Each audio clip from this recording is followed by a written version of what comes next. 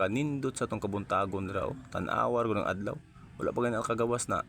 Pero peaceful kaayo, walay hangin, walay bagyo.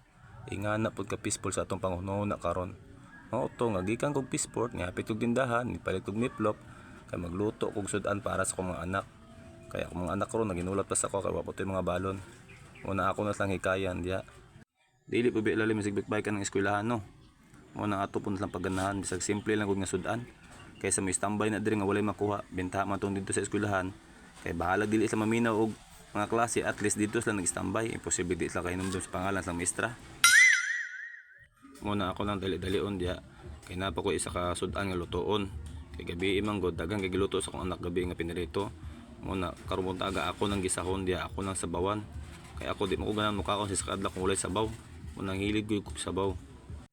Sayang mapudog din ato lutoon. Tan-awa ra ko nang pinirito sa gibilin sa akong anak gabi yo.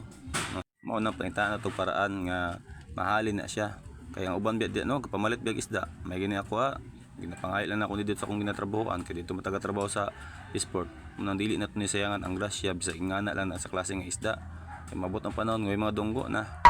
Nga na punta, mo nang ako na nang gitubigan diya, gidaghan jud ako nagtubig kay hilig matag sabaw. Pagano pila ka minuto nga magbukal-bukal na sa diya o pagkatod ato na nang abrihan. Kay ato tilawan kung sa atong giluto nga putahe. Ay ang repolyo nalimtan pa di ay. Mao lagi ba epekto ta sa kagutom ba? Naon sa tarunga pud tatski. Matahilaw naman ang dugay atong luto diya mo samot mataga yayay atong tiyan ani. Mo na di magdugay ato na natilawan. O di ba? Okay kayo sa nato di ay. Sure. Tapos atong tilawan, tan-awar go pagkatilawaw. Lami na lang sa lasa, kay gutom na jud kaayo. Bitaw oy, bisag unsa diya kaon ta kay dili magkuwarte nga pagkatao. Ingana ako ka simple. Mo na pagkahuman na to, ako nang giripak ang mga balon sa mga anak diha. Ako po nang angay-angayon kay pag abot dito basi mag-away ba, nga nilamang ang isa, mo nang dili jud nato naslangay. Nay mo lamang da pantay-pantay yun na tanan. Kaya siyempre kung saan yung pagmahal ng anak ng isa, mao pun pagmahal nimo sa tanan. Dili na nato ipakita kung unsa atong kalagot sa isa, pero sa tinud lang pantay jud atong pagmahal sa atong mga anak tanan. Good. Para mabot ang panahon matigulang ta, kundi sila na pay matiman sa tuwa. Ana ka simple. Muna sa gagmay pa sila ato jud ang pangkaandog maayo. Muna gisulod na akong duha ka tupperware diya, ibutan ako sila mga bag nila kay ako na nandalon dito sa eskwelahan. Tungod kay wa pa man ko kakaon, mukaon sa ako. Kaya ako na matunggihi kay tanan ganiya. Og isa pa napaday koy bulinaw ang gidala ganiya, araw magkilaw ta. Kay habit man jud ako na magkilaw adlaw-adlaw kay siyempre hilig tag mga preskong isda kay kada adlaw man ato na magunitan. Mo na isa pa na sa mga isda nga paborito po nako nga sudan ako kada adlaw. Mao na kung magkilaw mo, kini tip lang ako ni sa inyo ha. Ayaw jud nyo dagana og suka, kay ang suka man gud makadaot na sa tong tinaay og atay.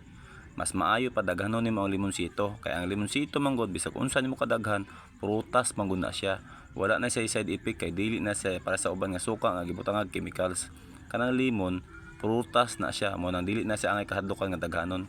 Mao na kung magkilaw mo, mas importante daghang limonsito, ayaw ng suka, kay ang atong atay ang patyon ana.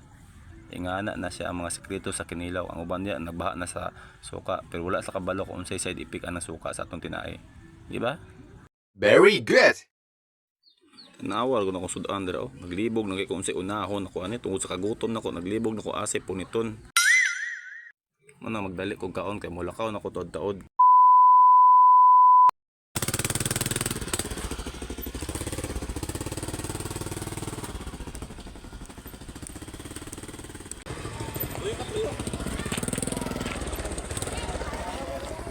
Pagdali.